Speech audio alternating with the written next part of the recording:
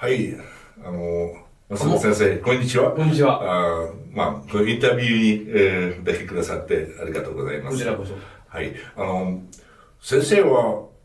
1998年からずっとハンガリーに、いらっしゃっていますので、今回は25回目ぐらいでしょうね。でも、こういうインタビューを1回もしなかったですね。初めてですね。そう、なんだ、大学で喋ったこととかはありますけども、インタビューは初めてですね。そうです。だけど、あれか、テレビに出た時とか、あと雑誌に昔インタビュー受けたけど。ありましたね。ありましたね。はい。今回のテーマは、もちろん先生の武道の歴史、あとは、武道の、日本の伝統的な武道の、現在の社会の中の立場、ですね。そして、まず、私はよく知っている、ストーリーですけれども、増田先生は、どうして、いつか合気道と、初めて出会いましたか？私62年生まれで69年、だから7歳の時から7歳の時に、小林道場、私の先生の道場が、家のすぐそばにできたんで、だからそこに、母親が連れてピーッと連れてっただから動機そのものは大したことではないですね。親に連れてかれたっていうのが動機で、自分から積極的にやってみようとか思ったわけじゃないんで。はい。そして、その時の日本の1960年代ですね。その時の日本の子供の、日本の武道についての知識は、どんなもんでしたか？何にもないです。柔道と剣道がある。あと、お相撲を遊びで取るとか、いうようなことありましたし、柔道剣道はあったけど、空手というものがあるのも知ってたし、どうやら殴ったり蹴ったりするのもあるらしいなっていうのを、程度の知識、空手に関しては。あと、合気道に関してはもう誰も知ってる人いませんでしたね。合気道というものがあるかな。合気道少林寺っていうのはあるかなっていうぐらいで、今ほどみんな合気道っていうと、合気道ですね。少林寺ってのは少林寺ですねっていう感じではなかったですね、当時はまだ。そうですか。そして、武道をやりたい、気持ちは全然なかったですよね。ない。大概私みたいに親に連れられて、剣道にしろ、柔道にしろ、合気道にしろ。みんな子供たちがやりたかったのはやっぱり野球、ベースボールが全盛だったから野球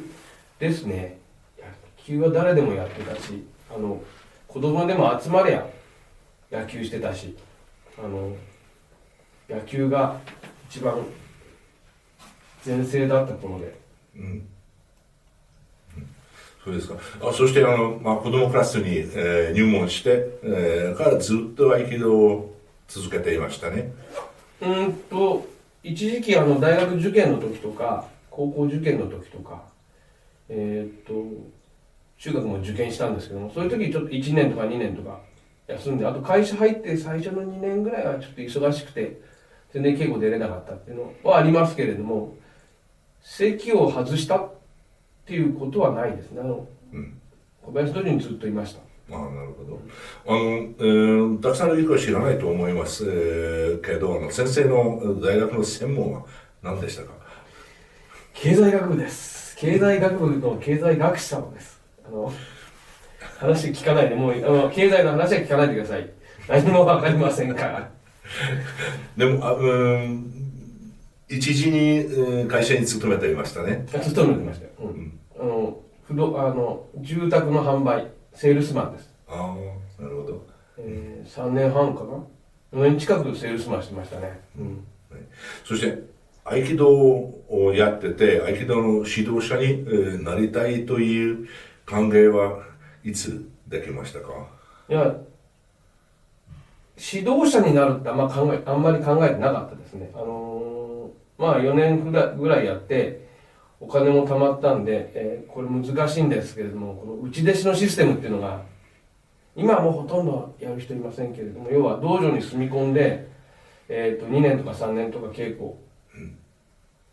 するっていうシステムが当時あって、まあもうちょっと合気道が上手くなれるかなと思って、で、その内弟子のシステム、内弟子に入った。は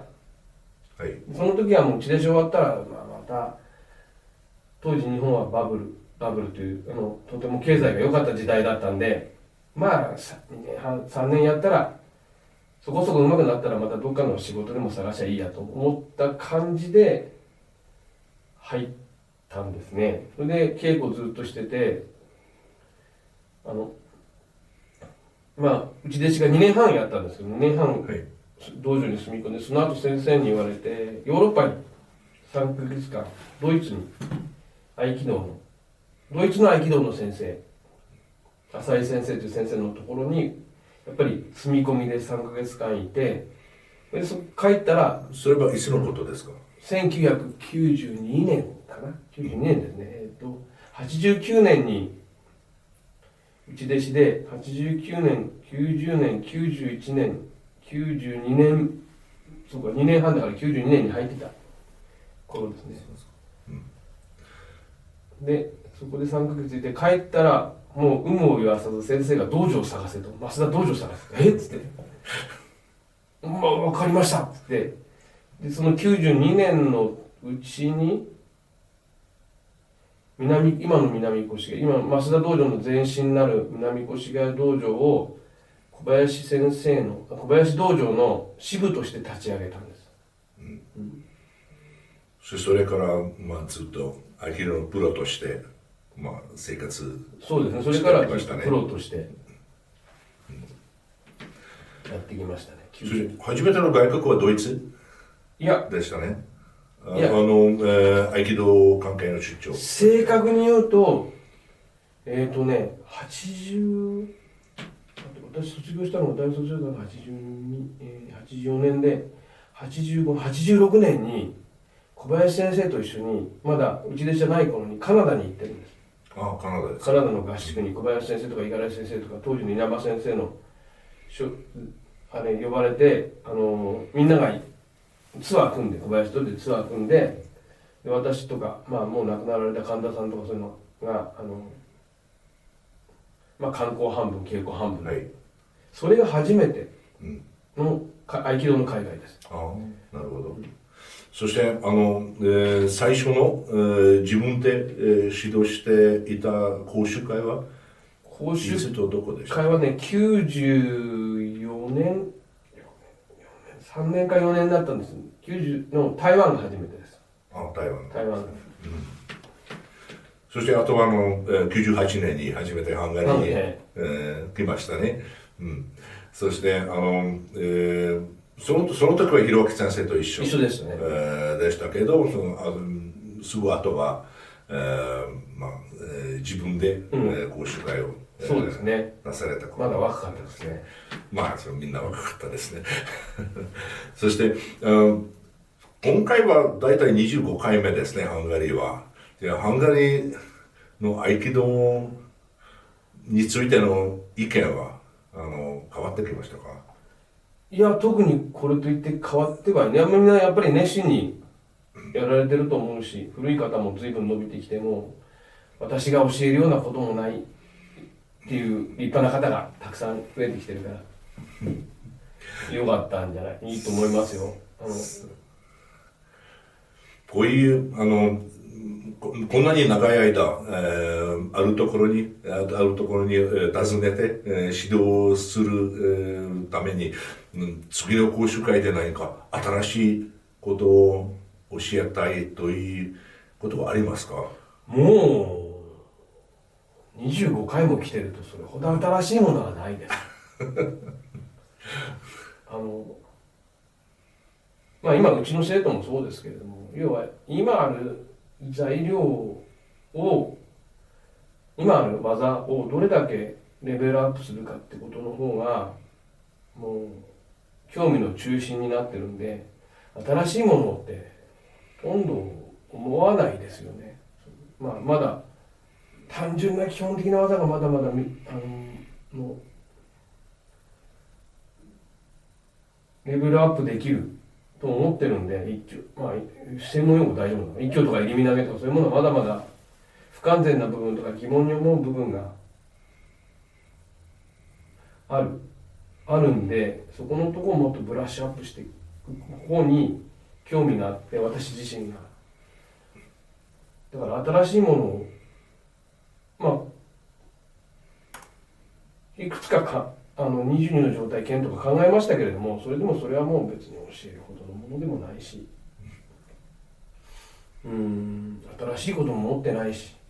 自分からそういうものを、学びに行こうって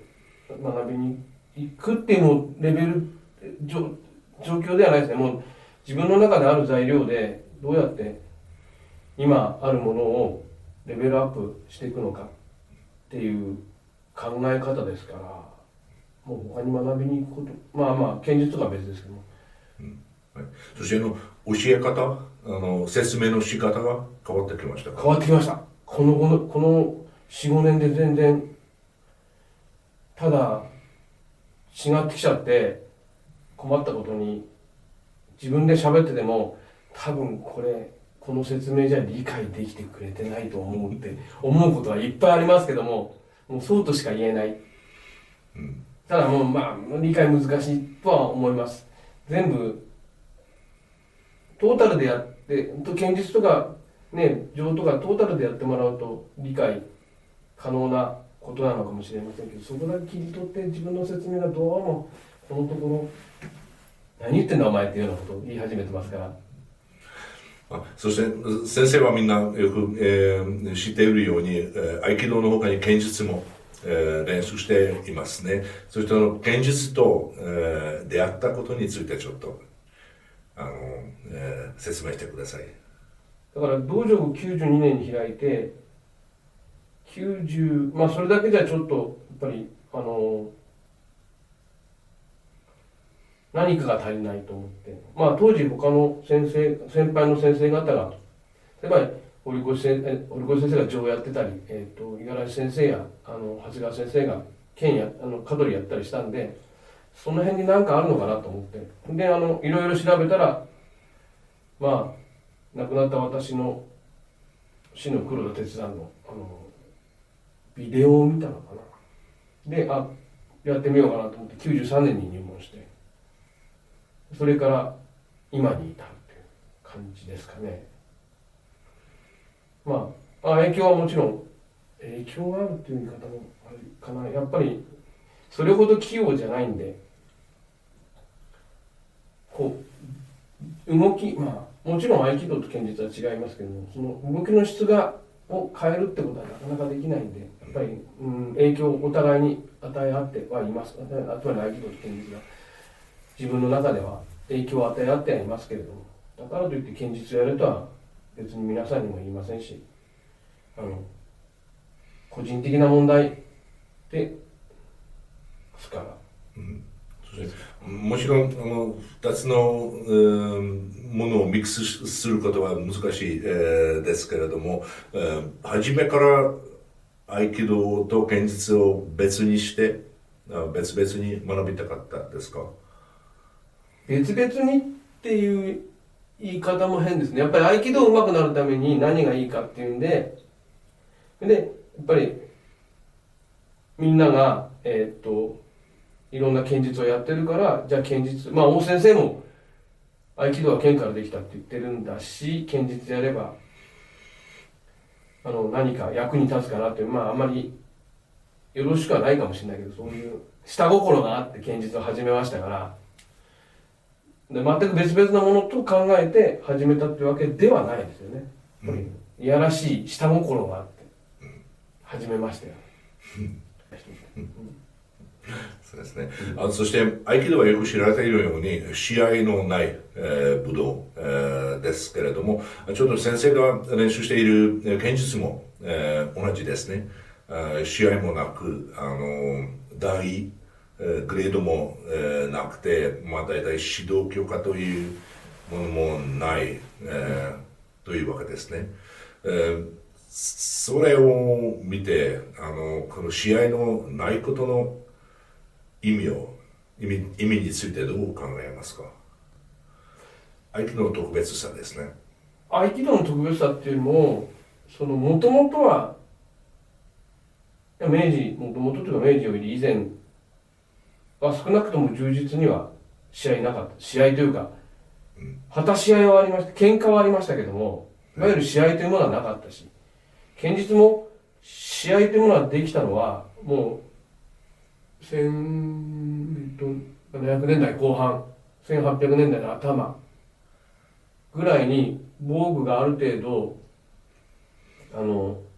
当時いろんな防具があったんですけども、歴史の話だと、いろんな試行錯誤があって、大体今の形に近い防具ができたのは1800年代の初頭、もしくは1700年代の後半と言われてますけど、その頃からやっと試合というものが確立していって、実際の今の試合の形式ができたのはもう明治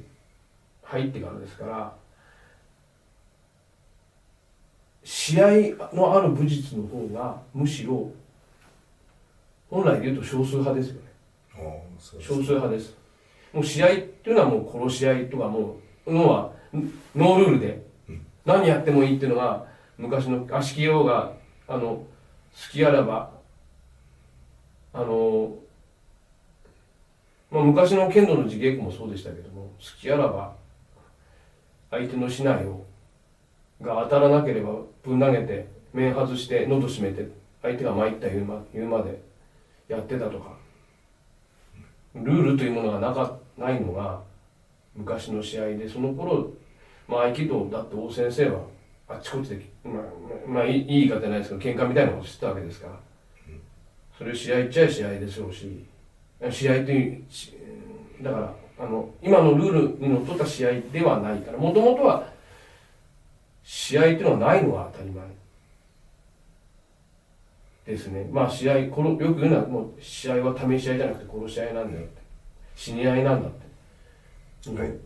だからそのルールがないこと自体は別にそんなに不思議ではない、やっぱりルールを作るといくつかいい面もあります。絶対的にいい面もあります。子供を教えてるとやっぱり試合とかあった方が、試合あって金メダルだ銀メダルだ銅メダルだってやった方が、モチベーション、子供たちのモチベーション上がるし、目標も立てやすいし、試合のない武術ってやっぱり合気道の子供も含めてそうですけども、なかなか目標っていうものが、審査みたいなものがありますけど、それでも大きな目標じゃないんで、そういう意味で子供たちに興味を持たせるという意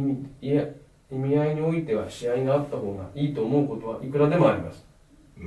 くらでもあります。ただ試合がないことも試合がないことで、子供の方に話を向けると簡単なんですけれども、試合がないことで誰でも稽古できるんですね。やっぱり試合があるサッカーもそうですけども、初戦11人プラスアルファしか試合に出られない。そうすると50人もいたら試合に出られない子供がいっぱい出てきちゃうっていうことは合気道ではない。やっぱり全員同じことをしますから。そういう意味で試合のないスポーツっていうのは、運動っていうのは、そうですね、ある意味でいいと思います。試合のある、武道の稽古によく見える、場面は選手たちは、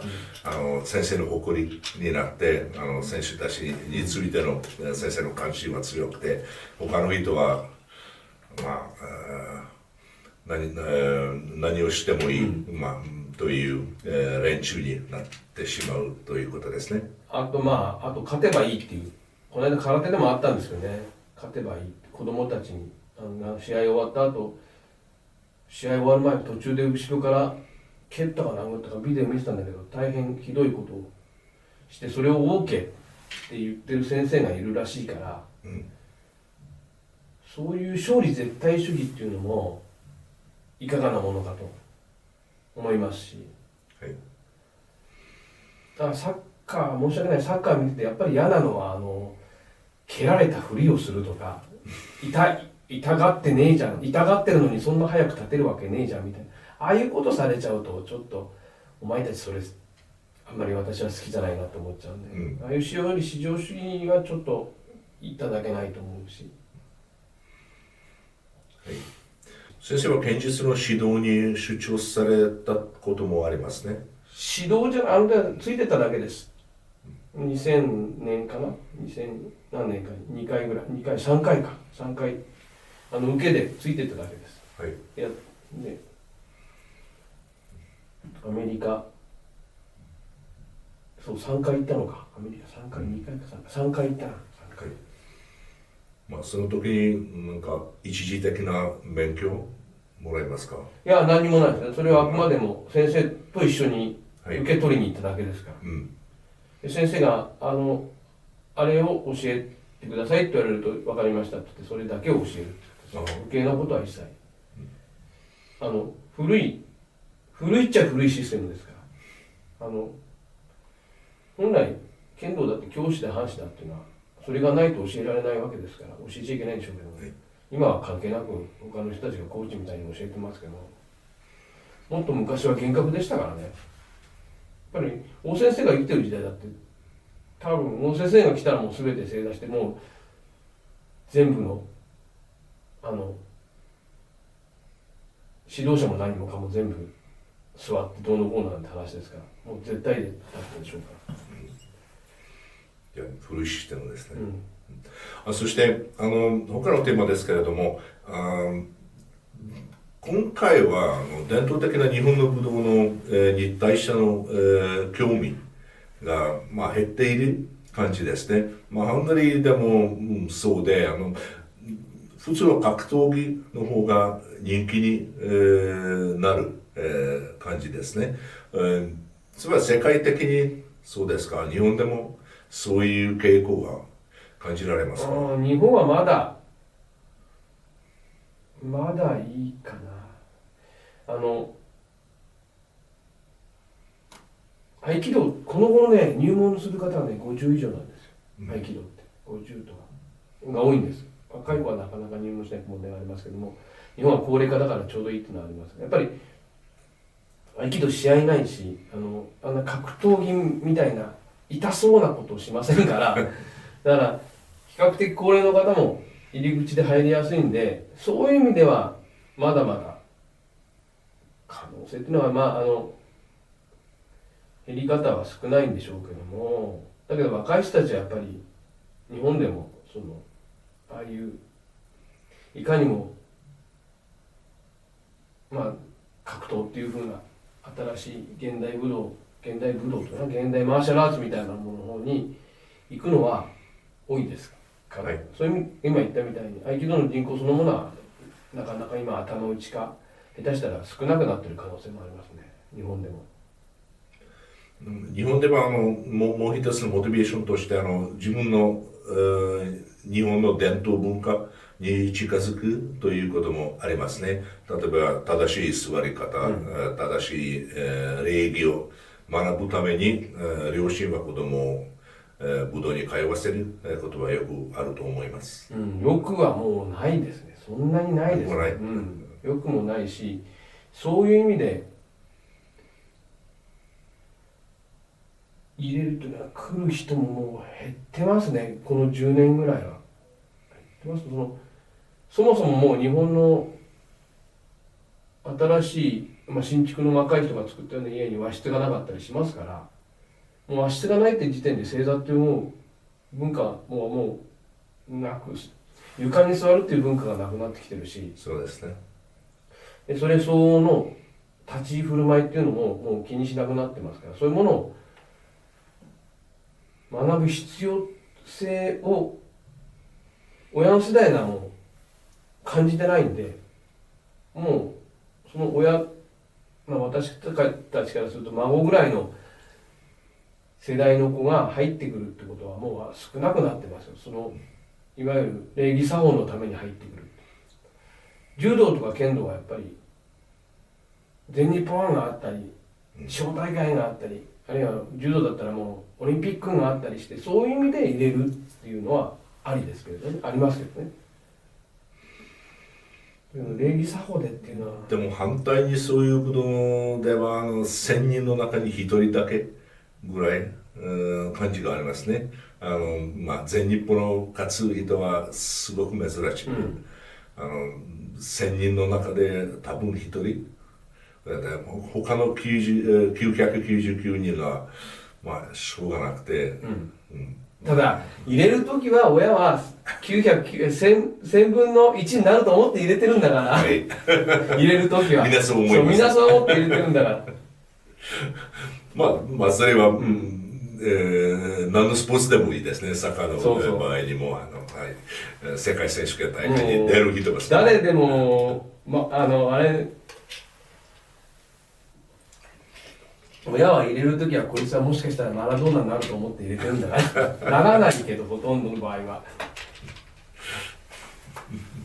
はい、そして今の現在の社会の中で伝統的な日本のブドウの状態はどうなりますか？どのような価値を伝えられると思いますか？いや、今も大事な価値。私は日本人が考えてきた本当に日本人というものが考えてきた伝統的な身体動作、身体の体の日本人が考えてきた体の使い方っていうのを考えて再現することで日本人がなぜこういう体の使い方を考えてきたんだろうってことを分かることによって日本人の考え方、日本人の精神文化、こういう精神があったからこういう体の動かし方を考えたんだっていうのが分かるっていうのかな。そういうことに今もう興味の対象が移ってきてるし、だから合気道でも強くなるとか弱くなることない、合気道で強くなるとか合気道で天下取ろうって思うよりも、なんでこういう風な型があって、なぜそれを日本人がこういう型を作ってきたんだろうってことを考えて、そのバックグラウンドにあるものの考え方っていうのを身体動作を通して知りたい、学んでいきたいって思う興味がほとんどですので、何の話だったっけ何の話だったっけですね。今現在の社会の中で、どこでも大問題になるのは子供たちがテレビゲームで遊んだり携帯を押したりして、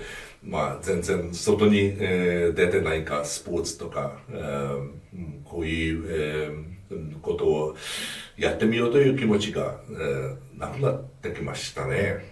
昔よりは面白いものはありますからね。私がたちは子供の頃なんか携帯電話もテレビも家に1台あってぐらいしかなくてなんて時代で、好きなテレビ番組だってね、基本的には父親の方が野球見てるし、こっちは、先生の子供の頃には番組は日本のテレビの番組はいくつかありましたか？ありましたよ。もう今と同じ、今もたくさんありますけども、ベースになる1チャンネル3チャンネル、当時123681012か6曲か。ハンガリーの場合は1つだけそれは共産主義と違いますから。そうですね。選択は必要じゃない。要は NHK だけですよね。はい。そしてちょっと私たちがやっている、小林道場、関係の合気道、ですけれども、先生の意見ではこの小林先生が総師範、が伝えた、合気道の特別さ特徴は何ですか？ありますか？やっぱりまず一つは体質からするとすごく言ってしまえば癖のない合気道は先生小林先生やりますから、だから小林道場の合気道を学んでればそこそこ癖のある先生のところに行っても合わせられますよ。例えば急に岩間の先生のところに行っても合わせられるし、山口先生のところの系のふにゃふにゃしたやつに行っても合わせられるし、そういう意味ではとても癖のない合気道をやってるんで、とても役に立つって言い方もおかしいですけども、どこに行っても大体役に立つって合気道なんで、合気道界隈ではとても、役立つユースフルとても、ユースフルな合気道を教わってるんで、いろいろ助かってます、こっちは。あとはやっぱり剣道やってるってことは強みですよね。剣とか定を学んでるってことはもう少なくなりましたね。ほとんど合気道の世界の中でも。ほとんど今西尾先生、もちろん岩間のグループがありましたけども、一部抜けられましたし、であと西尾先生のグループが少しやってるかな。西尾先生のあとはそんなもんなんじゃないのかな、剣道をやってるっていうのは。あと浄取り定技をちょっと本部でもやってたりしますけれども、あれを定と呼んでいいのかどうかはちょっとわからないですし、立ち取りとかね、あれを立ちと呼んでもいいのかもわからないですし、だから体系的にある程度やってるっていうのはもう本当に少なくなってますね。だからそれやってたのは私はいいことだと思います。いいことだと思うし、大先生がやってたんですからね、もともとね。大先生がやってたんですから、それやっぱりひっくるめて伝承していかないと思う。それを卒業したんだって言ってる先生もいらっしゃいますけど、私は違うと思うんだな。最後まで使ってましたからね、大先生は剣と定で。卒業するわけないんですよ。大先生が言ったんなら別ですけど、もうこれからはやらないって言ったのは別ですけど、最後までやったんですから、それやっていかないといけない。やらない方がやっぱりちょっと厳しい言い方すると、やらない方がおかしいと思ってます、そういうところが良かったところです。いいところです。また合気道小林道場。そして増田先生は今、独立、していますけれど、増田道場の、道場長ですが、小林道場との関係は専門的な関係、技術的な関係は、強いですか、弱くなる傾向がありますか？いや、合宿とか、審査とかは一緒にやってますし、生徒なんかは行き来してますから、独立はしてますけども、特別離れていくとか、近づいていくもないでしょうけど、今くらいのちょうどいい湯加減で付き合ってます。いい湯加減、いい感じで付き合ってます。なるほど。そして時間がちょっと少なくなりますけれども、先生は外国に、指導に、行った時のびっくりさせたことがありますか？いい意味でも悪い意味でも。何びっくりさせた？びっくりした？びっくりした。はい、先生はびっくりしたもの。全然それはすごい、それは、悪い、という感じがありました。合気道で？合気道かラーメンとかじゃなくて、ラーメン、びっくりしたラーメンいっぱいあるよ。ラーメン、こんなラーメンがあるのって。びっくりっていうラーメンはいっぱいありますね。外国の日本料理屋に、行った時に大体満足していますか？満足しないことがね、この頃楽しい。これは日本と同じラーメンだから出てきたらもう面白くない。日本と同じとんかつが出てきて面白くなくて、こんなとんかつをとんかつと言えるのがっていうのが出てくると嬉しい。あります。そういうあと合気道で、いやそんなにないな。ちょっと言い換えれば、日本人のため合気道の指導の仕方と外国人に対しての合気道の指導の仕方が違いますか？基本は一緒ですが、やっぱり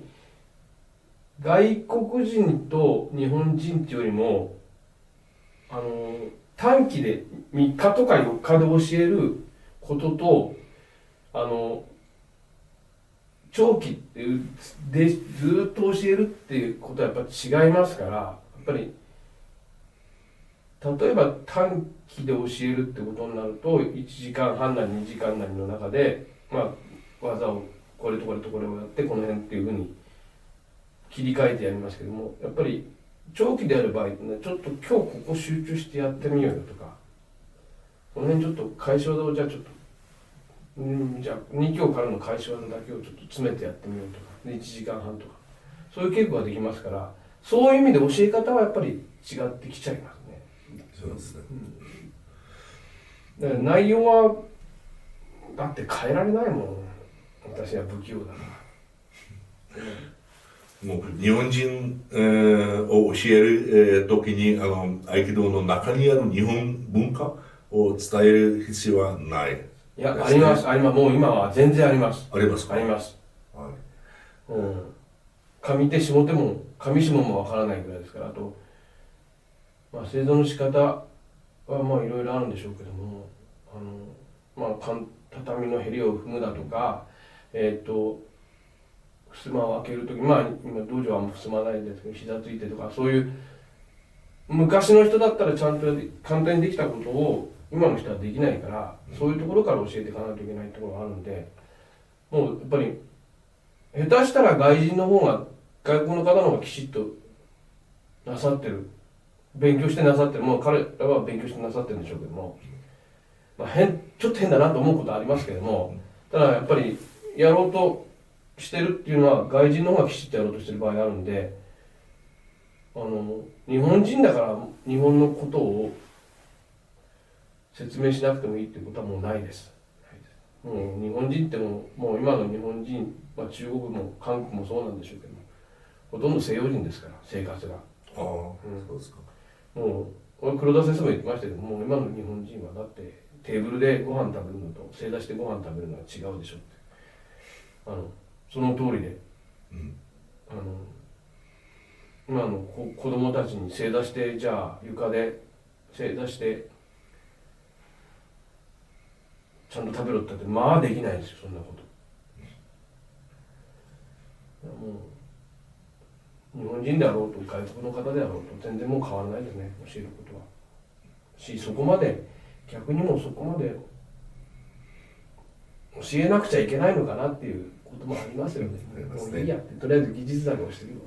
くればいいやって思っちゃうことの方が多いかもしれない、この頃。はい。そして増田先生の合気道の歴史は今50年間に近づいていきますね。50年間超えちゃったよ、もう。超えちゃった。9歳からだから59の時に50年なんで。50年以上の合気道の歴史の中で、合気道に対しての興味を守っていることは難しいですか？今も合気道を見て興味は強いですか？何千回、何万回もやっている技に対しての興味はどういうふうに変わってきましたか？私そのものはまだまだ、さっき最初に言ったけれども、まだまだ基本的な技に納得してない部分もあるし、一挙にしても入れ身投げにしても、だから興味っていうよりももう少し工夫はしていきたいっていう思いでずっと子供の頃からそうだったんですけどね。あんまりだからいろんなことじゃなくて、今手元にあるものをどうやったらもう少しうまくできるんだろうっていう思いだけで来たんで、だから正直なところ他の先生の技を見て昔はすごいなと思ったし、練習してみたいなと思った先生たちもいますけれども、もうこの頃はもう見ててもあんまり感動もしないし、もう、分かります、やってください、私は私の技をもっと追求したいんでっていう感じなんで、興味の対象が少し変わってきてるってなるけども、興味はずっとあります、興味はずっとあります、ただそこに切り替えるの難しいですね。難しいかもしれない。そういう大体一通り技をやっちゃって覚えちゃって、これがいいや、これでいいやって思っちゃう人が日本人もほとんどですから、そうするとそこでもうあとは段取って、自分の技を教えてっていうところで満足している人がほとんどなんで、それは日本も一緒だけど、だから日本人ですらやっぱりモチベーションどうやって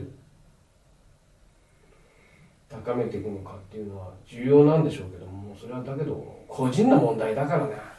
私がどうこういう問題じゃないですね。あとはこういうふう私はこうだと思ってることは言えるけど、その人がそうなるかどうかわかんないし、そこまで言った人はもう三段四段なんでしょうから、あとは自分で考えてくださいね。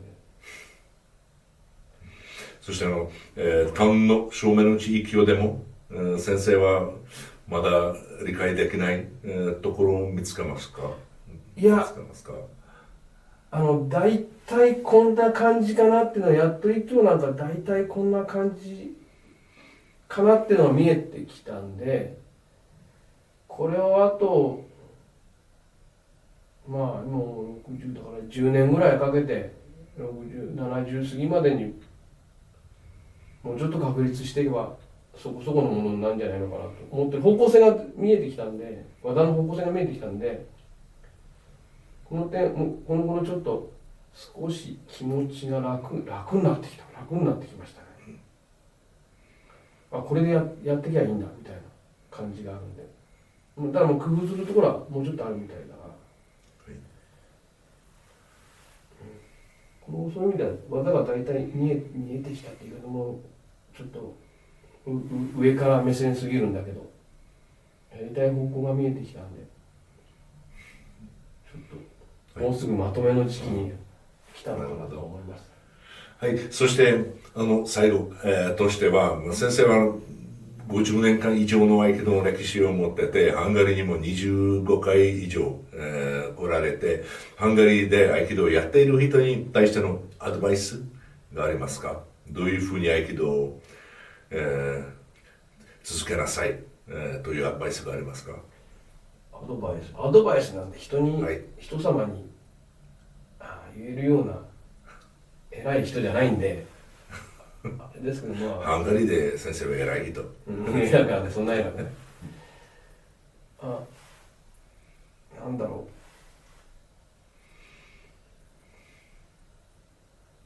う。やっぱりこれは日本人にも言えるんだけど、現状に満足してほしくはないなと思いますね。さっきの話じゃないけれど、はい、今の状況ではこんなもんだって思わないで、なんかもっと技一個一個に工夫をっていうとその技を変えちゃう人がいるんだけど、それはやめてほしいんであって、手順そのものはちゃんと追って形も同じにしないといけないんだけれども、その中で工夫、型稽古ってそんなもんですから、自分のやりたいように変えちゃったらそれ型稽古じゃないんで、型稽古は型の手順通り進めたものが型の稽古なんですよ。その型の中でどうやって自分を出していくのか、自分の工夫を出していくのかっていうことはやめない方がいいと思います。だから技に対する飽くなき追求っていうのかな、工夫、常に工夫する、技に興味を持つということはやった方がいいと思いますし、今言ったみたいにこれ難しい話なんですけども、技に興味を持ち続けるっていうのは、ただ多分なんか今やってるよりも上はありますよ、あります。そんなもんじゃないです。だからそう興味を持ち続けるってことが、アドバイスっちゃアドバイスですね。4段になったって5段になったって、それは何かあると思ってやっていかないと、ただの教えるだけの先生になっちゃったんじゃつまらないと思いますよ、私はそう思いますけどね。それも先生に、なっていつももちろん難しいと、思ったのは教えるために自分の、技に、自信が、必要ですね。自信がなくて教えられない、ですね。でも自信が、過ぎていい先生に、なる可能性もなくなりますね。なくなりますね。私はもう今ね、現状ここまでですって言っちゃいます。私のできることは今ここまでの範囲で、この方向で考えてるんだけど、ちょっとまだできないって言っちゃいます。生徒の前でも何でも。だから、それで、必ずしもこれが正解とは限らないともいつも言います。違うアプローチの仕方もあるから、それは、考えてもらっても構わないよってはもういつもそういう立場でまあさすがにね9の人にはねこうでこうしなさいとは言いますけども、ある程度の段に行っちゃったらやっぱりそこはあくまで私の言ってるのは可能性だから、もしくはここまではちょっとまだわからないって言っちゃいます。それは別にそれでいいと思います。恥ずかしいことではないと思いますから、私としては。だからそういう意味ではもう俺が全てなんだみたいな先生にはくれぐれもならないように心がけてます。はい、はい、先生ありがとうございました。はい、先生の初めてのハンガリー、でのインタビューが終わりました。ね、こんなのいい、こんなのいい。ありがとうございました。もうちょっと面白い話ができたんですけど、すいません。はい、こんなつまらない話で。はい、ありがとうございました。はい、ありがとうございました。